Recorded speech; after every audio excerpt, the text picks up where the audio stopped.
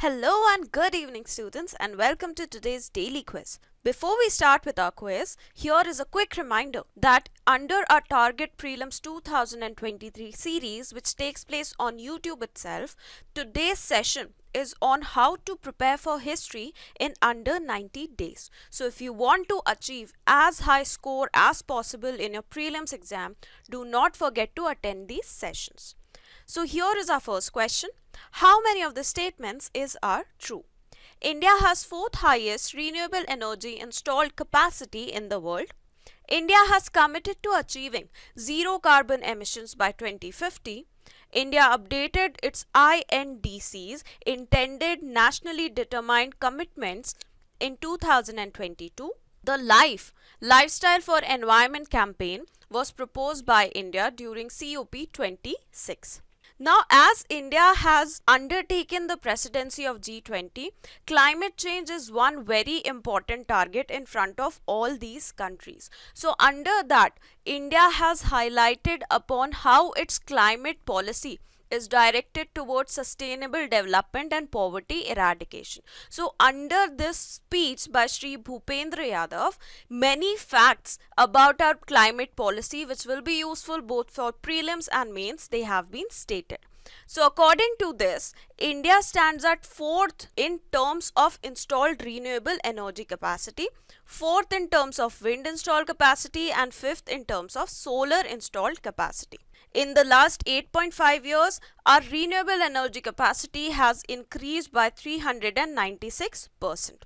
Apart from that, India has also achieved the NDCs that were given by it in 2015 under Paris Convention before deadline, and that is why in the year 2022 we updated these INDCs further, where we have increased our goal to achieve power installed capacity from non-fossil sources to 50% from 40% that was given earlier. Moreover, the earlier target to reduce the emission intensity of GDP by 33 to 35% compared to 2005 levels by 2030, this was also updated to reduce emission intensity of GDP by 45% based on 2005 levels by the year 2030.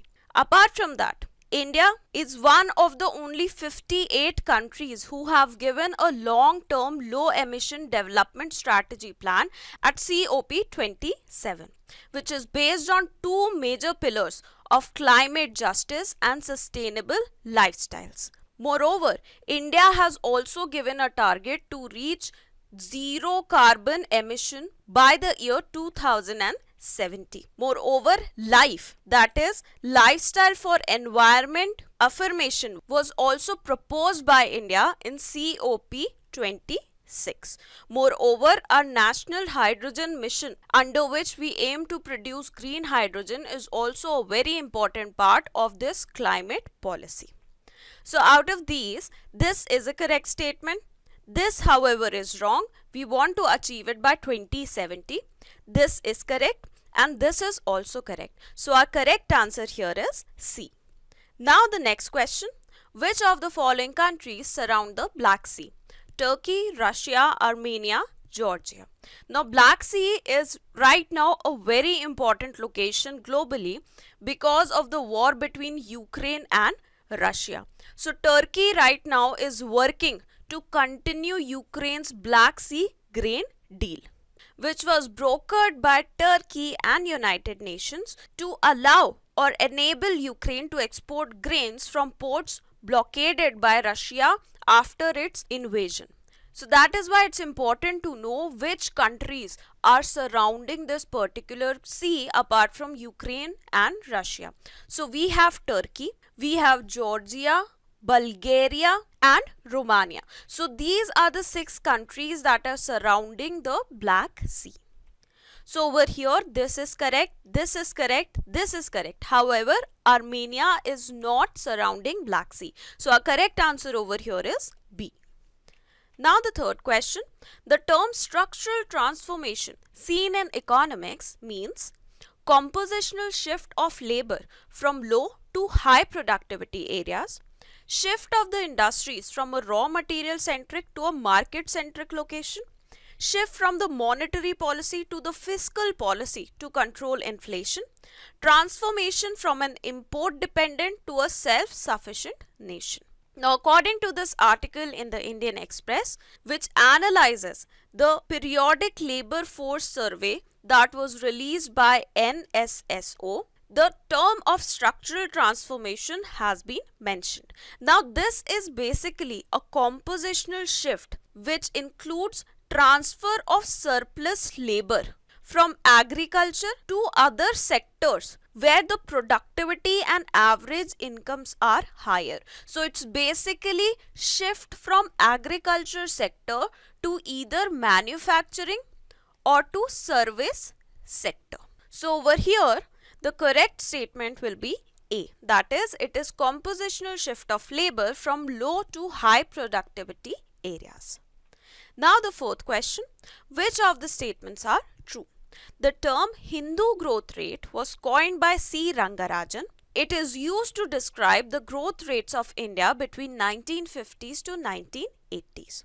Now, according to our former Reserve Bank Governor, Raghuram Rajan, India is coming close to the Hindu rate of growth. Now, what is it? It is a term that describes the low rates of growth of India between the years 1950s to 1980s. Now, this term was coined by the economist Raj Krishna in the year 1978 to determine or to describe the slow rate of growth of India. Now, between these decades, India's growth rate, it hovered somewhere around 4%. And this is an important term in order to understand the economic growth history of a country.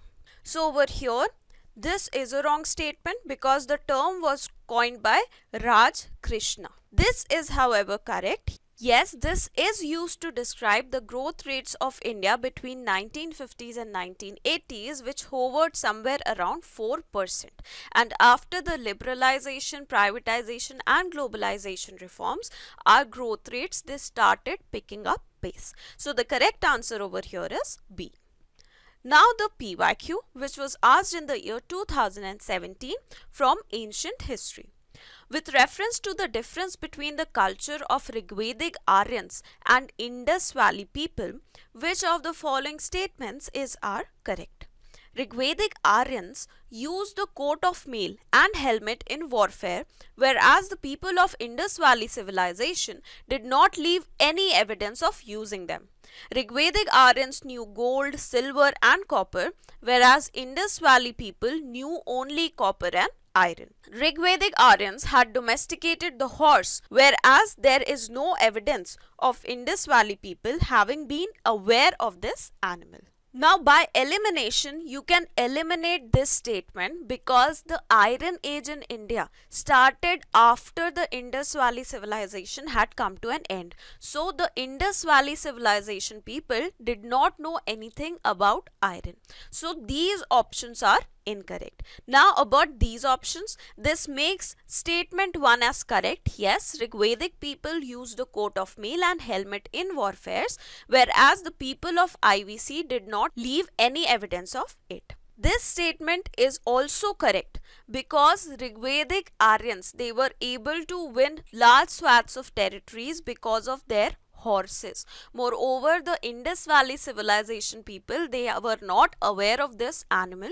There is very limited evidence of horse from the Harappan or Indus Valley civilization because we have seen that there are multiple terracotta seals in IVC which feature a variety of animals. However, none of those seals, they feature the horses. So our correct answer over here is C. Now we come to the fact of the day, which is about the Cutlass Express. Now INS Trikand, which is a frigate of the Indian Navy, it is going to participate in the International Maritime Exercise, which this year has been combined with the Cutlass Express as well, being held in the Gulf region and the coastal regions of Djibouti, Kenya and Mauritius between 26 February to 16th March 2023. Now the Cutlass Express, It is conducted by the US Naval Forces Africa and sponsored by the US Africa Command in order to improve the combined maritime law enforcement techniques, promote safety and security in the Western Indian Ocean region, and increase the interoperability between the various participating nations. Now, the Cutlass Express, it includes 15 nations that will be participating in this year's exercise. However, since it has been combined with the International Maritime Exercise, there will be participants from over 50 nations and international maritime agencies that will be taking part in this combined exercise with the common aim to increase maritime security and keeping sea lanes in the region safe for maritime commerce. Now, why is this important for Indian Navy? Is because this is its first or maiden IMX participation and the second occasion where Indian naval ship is participating in an exercise conducted by the CMF, that is Combined Maritime Forces. Before this, INS Trikan, the same frigate, had also participated in the CMF-led Operation Sea Sword 2. Now, the importance of participating in these exercises for Indian Navy comes in terms of strengthening its relationships and enhancing the interoperability and collective maritime capacity with maritime partners in the Indian Ocean region, which is very important for the safety and security of India, both in terms of strategic security as well as when it comes to its trade security. So that is all about today's daily quiz. I hope you were able to understand the various concepts discussed over here. So do not forget to like the video, share it and subscribe to our YouTube channel for more such updates. Thank you and have a very good day ahead.